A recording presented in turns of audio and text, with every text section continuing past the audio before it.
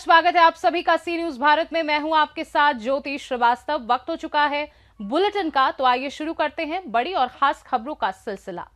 खबर बालोदा बाजार से है, जहां कलेक्टर कुलदीप शर्मा रविवार को नवीन कृषि उपज मंडी परिसर स्थित मनोविकास केंद्र पहुंचे। उन्होंने विशेष आवश्यकता वाले बच्चों से मुलाकात कर उनका कुशल क्षेम जाना और उन्हें उपहार भेंट कर प्रोत्साहित किया। कलेक्टर ने बच्चों से उनकी पढ़ाई और केंद्र में उपयोग किए जा रहे विभिन्न मॉडल के बारे में जानकारी ली। साथ ही अभिभावकों से बच्चों को मिल रहे उपचार और लाभ के संबंध में चर्चा की। कलेक्टर ने केंद्र के एडमिन कक्ष, बच्चों के कक्ष, फिजियोथेरेपी रूम, ऑडियोमेट्री रूम और बैठक हॉल का निरीक्षण किया। इस दौरान बच्चों ने योगा और सांस्कृतिक कार्यक्रम प्रस्तुत कर अपनी प्रतिभा दिखाई। वर्तमान में केंद्र में करीब 40 विशेष आवश्यकता वाले बच्चे दाखिल हैं, जिनके लिए स्पेशल एजुकेटर, फिजियोथेरेपिस्ट, ऑडियोमेट्रियोलॉजिस्ट और योग प्रशिक्षक सेवाएं दे रहे हैं। बालोदा बाजार से सीनियर संवाददाता बलदाव सिंह ठाकुर की रिपोर्ट।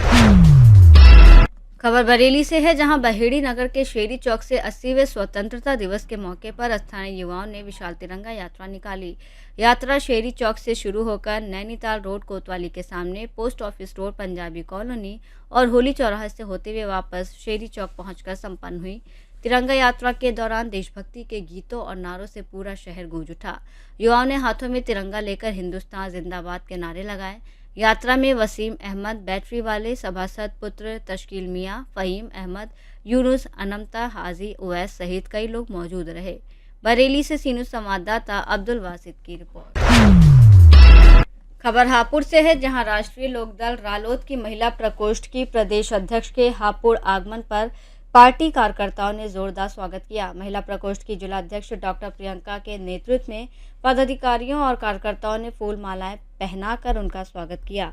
इस दौरान डॉक्टर प्रियंका ने कार्यकर्ताओं को पटका पहनाकर सम्मानित किया और राष्ट्रीय अध्यक्ष जयंत चौधरी की नीतियों को जन जन तक पहुंचाने, संगठन को मजबूत करने का संकल्प दिलाया। उन्होंने कहा कि पार्टी की मजबूती ही कार्यकर्ताओं की असली ताकत है। महिला प्रकोष्ठ जिले में संगठन को जमीनी स्तर पर और मजबूत करने के लिए लगातार काम करेगा। कार्यक्रम में बड़ी संख्या में पार्टी पदाधिकारी और कार्यकर्ता मौजूद रहे। हापुड़ से सीनू संवाददाता सचिन सागर की रिपोर्ट। खबर महाराजगंज से है, जहां बृजमनगंज स्थित all mighty public inter college में 80वां स्वतंत्रता दिवस हर्षोल्लास और देशभक्ति के साथ मनाया गया। कार्यक्रम की शुरुआत नगर पंचायत अध्यक्ष राकेश जायसवाल ने ध्वजारोहण कर की और इस अवसर पर छात्र छात्राओं ने देशभक्ति गीत, भाषण, कविता और सांस्कृतिक प्रस्तुतियां देकर सभी का मन मोह लिया। विद्यालय प्रबंधक महमूद आलम ने कहा कि स्वतंत्रता दिवस अपने दायित्व और जिम्मेदारियों को याद करने का अवसर है। प्रधानाचार्य सुनील कुमार ने भी स्वतंत्रता सेनानियों के बलिदान को याद करते हुए विद्यार्थियों से देश की प्रगति में योगदान देने का आह्वान किया। कार्यक्रम में विद्यालय के शिक्षक, शिक्षिकाएं और अभिभावक मौजूद रहे। महाराजगंज से सीनियर संवाददाता इरफान अहमद की रिपोर्ट। खबर नोएडा से है, जहां उत्तर प्रदेश में विधानसभा चुनाव को लेकर राजनीतिक गतिविधियां तेज हो गई हैं। राष्ट्रवादी नवनिर्माण दल के राष्ट्रीय अध्यक्ष श्रीकांत त्यागी ने नोएडा के सेक्टर 62 में प्रेस कॉन्फ्रेंस कर पूरे उत्तर प्रदेश में विधानसभा चुनाव लड़ने का ऐलान किया। इससे पहले उन्होंने पार्टी के सभी जिला अध्यक्षों के साथ समीक्षा बैठक भी की। श्रीकांत त्यागी ने बीजेपी पर निशाना साधते हुए आरोप लगाया कि प्रदेश की जनता परेशान है और ब्राह्मणों के साथ अन्याय किया जा रहा है। उन्होंने मुख्यमंत्री योगी आदित्यनाथ पर भी गंभीर आरोप लगाए और कहा कि उनकी पार्टी आगामी चुनाव में बीजेपी को पूरे प्रदेश में चुनौती देगी। उन्होंने अखिलेश यादव के पीडीए को लेकर भी टिप्पणी की और कहा कि उनकी पार्टी ब्राह्मण, भूमिहार और त्यागी समाज सहित अन्य वर्गों को साथ लेकर चुनाव मैदान में उतरेगी। श्रीकांत त्यागी ने दावा किया कि उनकी पार्टी बीजेपी के लिए बड़ी चुनौती साबित होगी। नोएडा से सीनियर संवाददाता योगेंद्र कुमार यादव की रिपोर्ट। जावा जनपद सदस्य और युवा समाज सेवी प्रबल पांडे ने प्रेस कॉन्फ्रेंस कर सिरमौर विधानसभा के तराई क्षेत्र की समस्याओं को लेकर भाजपा सरकार पर निशाना साधा।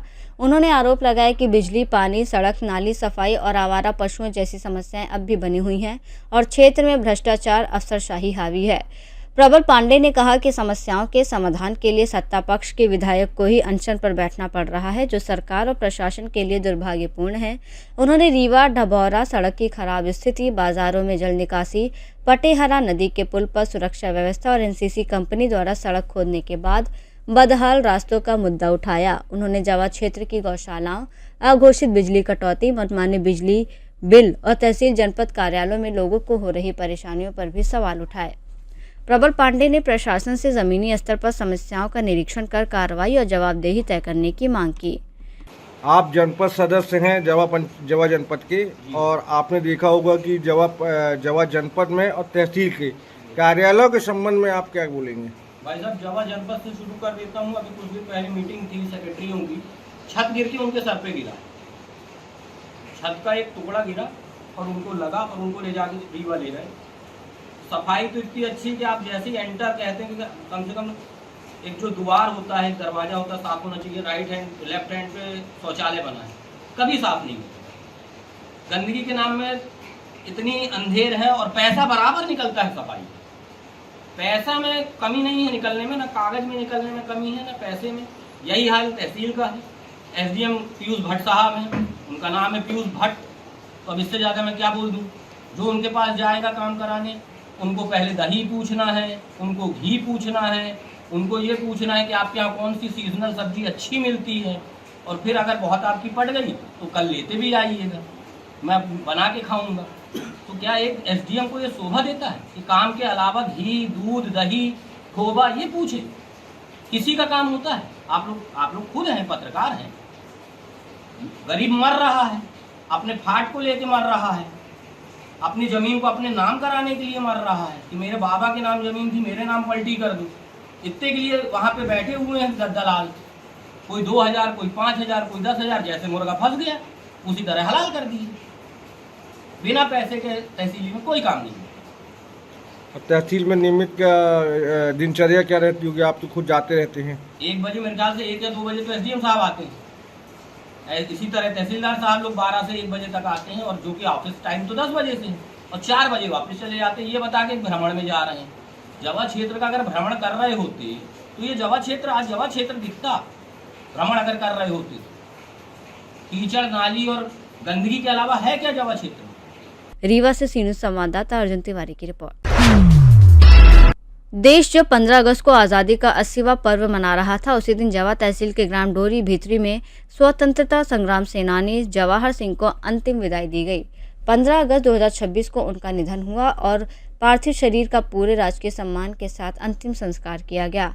अंतिम संस्कार के दौरान सिरमौर विधायक दिव्यराज सिंह, राज्यसभा सांसद राजमणि सिंह पटेल, युवराज घनश्याम सिंह बसरेही, संचार निर्माण समिति अध्यक्ष प्रबल पांडे सहित जनप्रतिनिधियों अधिकारियों ने श्रद्धांजलि दी। पुलिस जवानों ने गार्ड ऑफ ऑनर देकर अंतिम सलामी दी, जबकि बड़े पुत्र कमल नारायण सिंह ने मुखाग्नि दी। 15 अगस्त को उनकी अंतिम यात्रा निकलना आज़ादी के संघर्ष और वर्तमान पीढ़ी के लिए एक भावुक संदेश बन गया। मेरे पापा जी जो स्वतंत्रता संग्राम सेनानी थे, उनकी वजह से हम लोग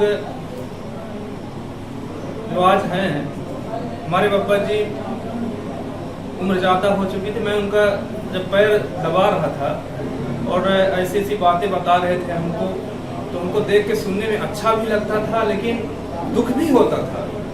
वो बताते थे कि ऐसे ऐसे आक्रमण होते थे, लाठी डंडों से वो होती थी, कई हमारे साथी जो थे घायल हो जाते थे, हमको भी लगता था। लेकिन इससे मैंने नहीं घबराया। मैंने ये सोचा कि देश आज़ाद कराया जाए, और उन्होंने इसे हमेशा ऐसा रखा कि सम्मान निधि के बारे में उन्होंने ये भी कहा भी नहीं है कि सम्मान निधि हमको चाहिए भी नहीं। और सबसे अच्छी बात कि कभी किसी के साथ उन्होंने यहाँ समाज के साथ बढ़िया उनका ताल्लुकात था और रहते भी थे। और आज स्वतंत्रता दिवस में अंतिम संस्कार हुआ, तो आप लोगों को कैसा फील हो रहा है? गौरवान्वित महसूस कर रहे हैं? गौरवान्वित तो क्या बताएं, सेनानी थे, बहुत हमें गर्व हो रहा है। कैसे सेनानी पापा जी हमें हर बार ऐसे ही मिले, और बहुत ही अच्छा उनका। कितने साल की आयु थी जी? कितने साल की आयु थी? वो 109 वर्ष के थे जी। बहुत गौरवान्वित के विषय, थोड़ा कुछ पलों को याद बताएंगे कि क्या कैसा था उनका समय, कैसा था, आपके साथ कैसे व्यतीत हुआ था? कुछ कहानियाँ, इतिहास उनके सब जो आसपास के इर्द गिर्द के लोग हैं, है ना, उनसे जो सुना है वो मैं बता सकता हूँ। क्योंकि काफ़ी आयु हो चुकी थी, उनको केवल सुनते थे। और मेरा खुद का जन्म 1988 का है, तो केवल सुनी हुई बातों को ही और जो आसपास के लोगों को वही बता सकते हैं।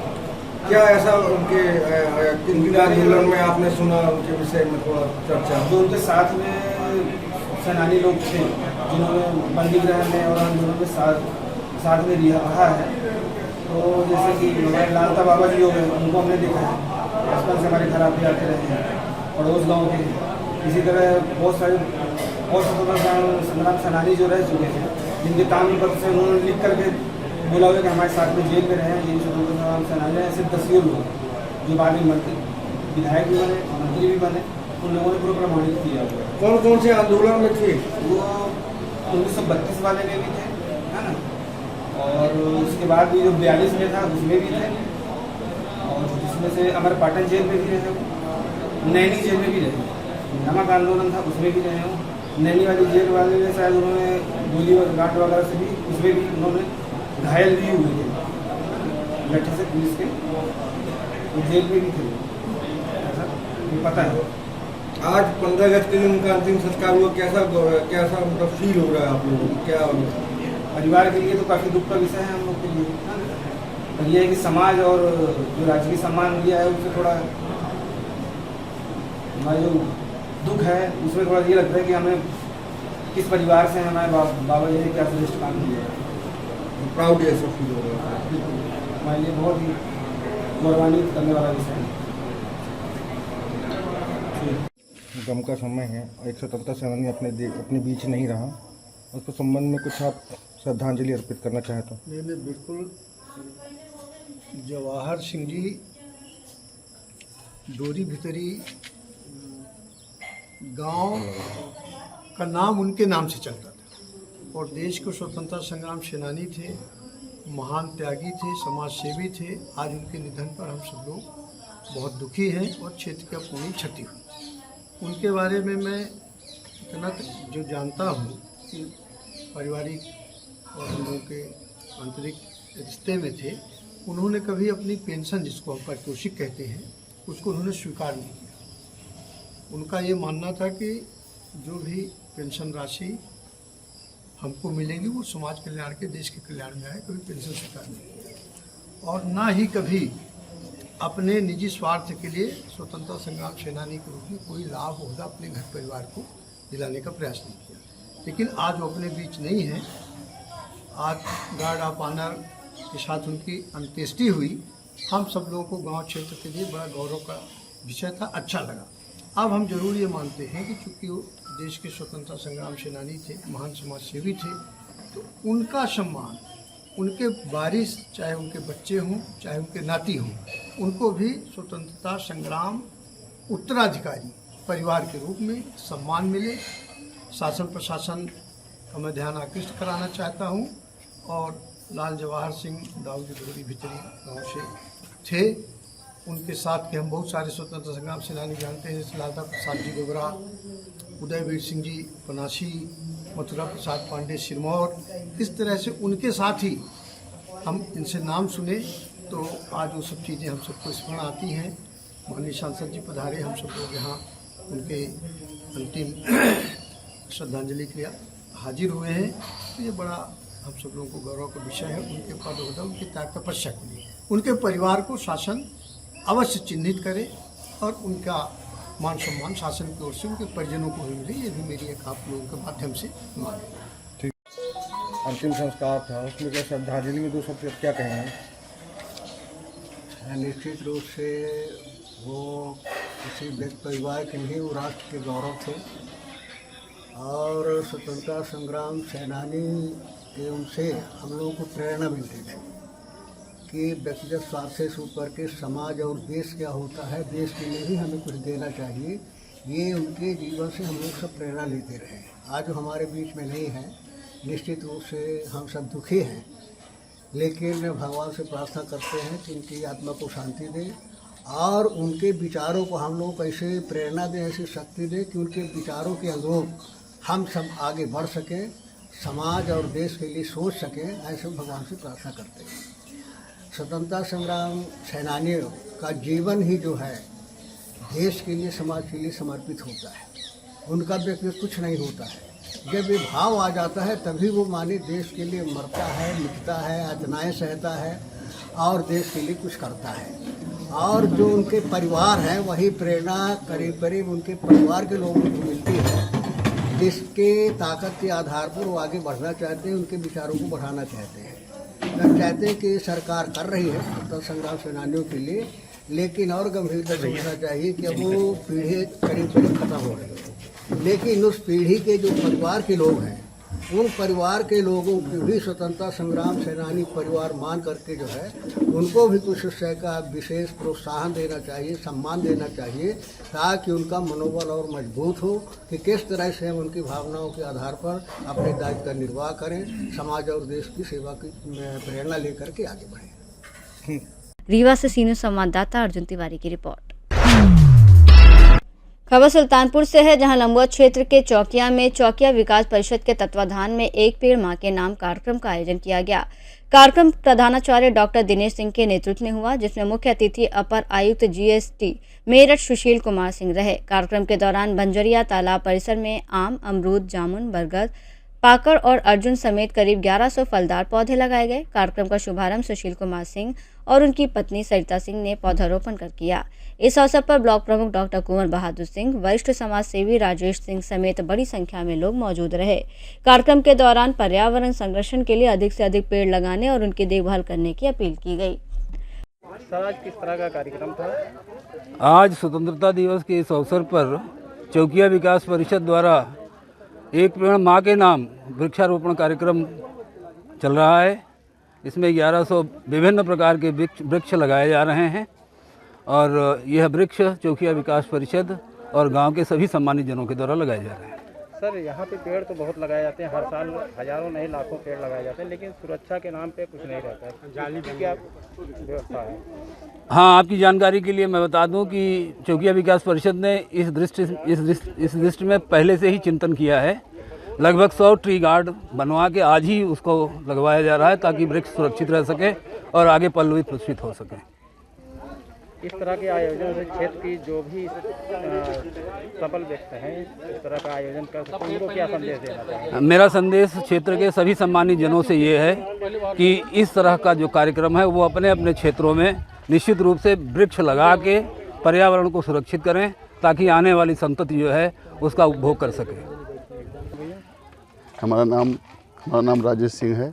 ग्राम चौकिया में हम लोग अभी इस समय खड़े हैं। 15 अगस्त 80 इंडिपेंडेंस डे है। आज उस चीज़ के लिए सब लोग पूरे भारत में खुशी मनाई जा रही है और सौभाग्य से हमारा जन्म दिवस भी है।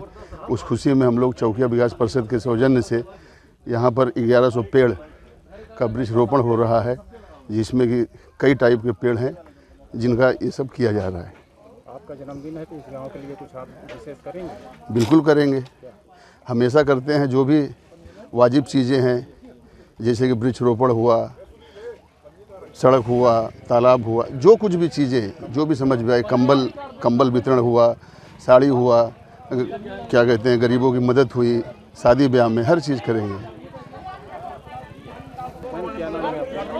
मेरा नाम सरिता सिंह है। आज किस तरह का कार्यक्रम था? आज स्वतंत्रता दिवस के अवसर पे, के शुभ पावन अवसर पे यहाँ झंडारोहण हुआ है और एक पेड़ माँ के नाम जो मोदी जी का स्लोगन दिया हुआ है, उसके उपलक्ष्य में यहाँ गांव वालों के सौजन्य से, चौकिया विकास परिषद के सौजन्य से, सबके सहभाग से यहाँ वृक्षारोपण हो रहा है। ये बहुत ही शुभ कर्म है और ये सिर्फ माँ के को समर्पित नहीं है, ये धरती माँ के लिए भी है, ये भारत माँ के लिए है। And I am very proud of being an Indian. और कहते हैं ना, we not only plant a tree, we plant a legacy. This is a great legacy, complete freedom. तो ये बहुत ही शुभ कार्य और मंगल कार्य हम गाँव वासियों द्वारा हो रहा है और बहुत बहुत बधाइयाँ और धन्यवाद चौकिया विकास परिषद को। लगभग मैम कितने पेड़ यहाँ पे लगाने? 1100 पेड़ लगाने? जी। आगे के जैसे इस आयोजन के माध्यम से और लोगों को इसको विलेज टूरिज्म के रूप में यहाँ पे सब आगे बढ़ाने की कोशिश कर रहे हैं। तो बहुत ही सुंदर कार्य है और ये पूरे चौकिया ग्रामवासियों के द्वारा सबका सहयोग है इसमें विकास करने का, और सब एकजुट होके बहुत सपोर्ट के साथ सब एक दूसरे की सहायता करते हुए इसको विकसित कर रहे हैं। यहाँ पे क्षेत्रीय लोगों को क्या संदेश देना चाहेंगे इसके माध्यम से? क्षेत्रीय लोग को यही संदेश है कि सब एकजुट रहें, एकता रहे। सबसे बड़ी भावना तो यही एकता की ही है, और स्वच्छंद होके हम घूम सक रहे हैं। यहाँ की लेडीज़ वगैरह रात बिरात मतलब जब भी है वो कहीं भी आ जा सकती हैं और बिल्कुल निडर होके रह रही हैं। यही है, स्वच्छंदता है, सुरक्षा है, यहाँ पे एकजुटता है। और सबसे बड़ी खासियत इस गांव की यही है कि सभी शिक्षित हैं और सभी समर्पित हैं। सबसे बड़ी भावना है। सुल्तानपुर से सी न्यूज़ संवाददाता वाजिद हुसैन की रिपोर्ट। खबर वाशिम से है, जहां मालेगांव तालुका के पांगरी नवघरे स्थित जिला परिषद स्कूल में स्वतंत्रता दिवस उत्साहपूर्वक मनाया गया। समारोह में विद्यार्थियों ने विभिन्न कार्यक्रमों में बढ़ चढ़कर हिस्सा लिया। कार्यक्रम का खास आकर्षण कक्षा पहली के नन्हे मुन्ने बच्चे रहे, जिन्होंने पूरे उत्साह के साथ प्रस्तुतियां देकर सभी का ध्यान आकर्षित किया। बच्चों के उत्साह की शिक्षकों और उपस्थित लोगों ने सराहना की। स्वतंत्रता दिवस समारोह के जरिए विद्यार्थियों में देश प्रेम और राष्ट्रध्वज के प्रति सम्मान की भावना को बढ़ावा दिया गया। वाशिम से सी न्यूज़ संवाददाता नागेश अवचार की रिपोर्ट। बाराकर में सावन के अवसर पर पहली बार बाल कांवड़िया यात्रा का आयोजन किया गया। युवाओं की पहल पर आयोजित इस यात्रा में 2 से 8 वर्ष की उम्र के 301 नन्हे कांवड़ियों ने हिस्सा लिया। बच्चों ने डायमंड मैदान घाट से जल भरकर बोलबम के जयकारों के साथ पैदल सिद्धेश्वरी मंदिर पहुंचकर भगवान शिव का जल अभिषेक किया। नन्हे कांवड़ियों का उत्साह बढ़ाने के लिए राज्य के मंत्री डॉक्टर अजय पोद्दार भी उनके साथ पैदल चले और मंदिर पहुंचकर जल अर्पित किया। आयोजक केशव पोद्दार और निकिता पोद्दार ने बताया कि बच्चों को धार्मिक, सांस्कृतिक और सेवा की परंपराओं से जोड़ना इस आयोजन का उद्देश्य है। आयोजकों को उम्मीद है कि आने वाले वर्षों में यात्रा में बच्चों की संख्या और बढ़ेगी। अच्छा, ये बराकर में देखा जा रहा है, ये पहली बार बाल कांवड़ यात्रा का आयोजन किया। आयोजक करता और उसके बारे में बताया। यहाँ पर हम लोग आज देख रहे हैं 5 साल के, 2 साल के, 8 साल के बच्चे घाट से जल लेके बाबा को अर्पित कर रहे हैं। हम लोग देखे हैं राम जी का बाल, जब वो बच्चे थे तब से उनका करिश्मा चालू हुआ था। कृष्ण जी का भी जन्म में, जब से उनका जन्म हुआ तब से करिश्मा चालू हुआ। तो हर हिंदू का बच्चा जब वो छोटा रहता है तो कृष्ण रूप, राम रूप, शिव रूप ही रहता है उसका। तो छोटे से ही अपना संस्कृति उनको सिखाने का ये परंपरा है, ताकि आजकल लोग वीडियो गेम पर फुटबॉल, क्रिकेट खेल रहे हैं तो पैदल जल जड़ने का कार्यक्रम जाने। और ये आज से 20 साल बाद का भविष्य, वो लोग सुल्तानगंज से देवघर भी जल चढ़ाएंगे, दिसरगढ़ से सिद्धेश्वरी बाबा भी जल चढ़ाएंगे। ये कार्यक्रम का इनिशिएटिव लेने वाले ऐसे लोग हैं जिनको समाज में लोग ना नेता के रूप में जानते हैं, ना समाज सेवी के रूप में जानते हैं। ये आदित्य, आपका बिट्टू, इस तरीके के छोटे बच्चे हैं जो 20 साल से 25 साल की उम्र में राजनीतिक क्षेत्र में आए हैं। वो लोग के कारण ही आज ये कार्यक्रम सफल मंडित हम लोग देख पा रहे हैं। और ये जो इसका जो आज शुरुआत हुआ है, हम लोग ये कल्पना करते हैं आगामी दिन में कुल्टी में, बराकर में ये कार्यक्रम और बढ़ते चला जाएगा। इस बार 300 बच्चा थे, अगला साल 1100 बच्चा रहेंगे, उसके बाद 2100 बच्चा रहेंगे। और ये परंपरा पूरे पश्चिम बंगाल में जाए। बच्चे को बच्चे बाल रूप में ही ये बता देना चाहिए कि हिंदुत्व का ताकत क्या है, महाआदिदेव महाकाल कौन है। ये कार्यक्रम के लिए ये कार्यक्रम पश्चिम बर्धमान कुल्टी से सी न्यूज़ संवाददाता मनोज नियोगी की रिपोर्ट। फिलहाल के लिए इस बुलेटिन में बस इतना ही। देश दुनिया की बाकी खबरों को जानने के लिए आप देखते रहिए सी न्यूज़ भारत।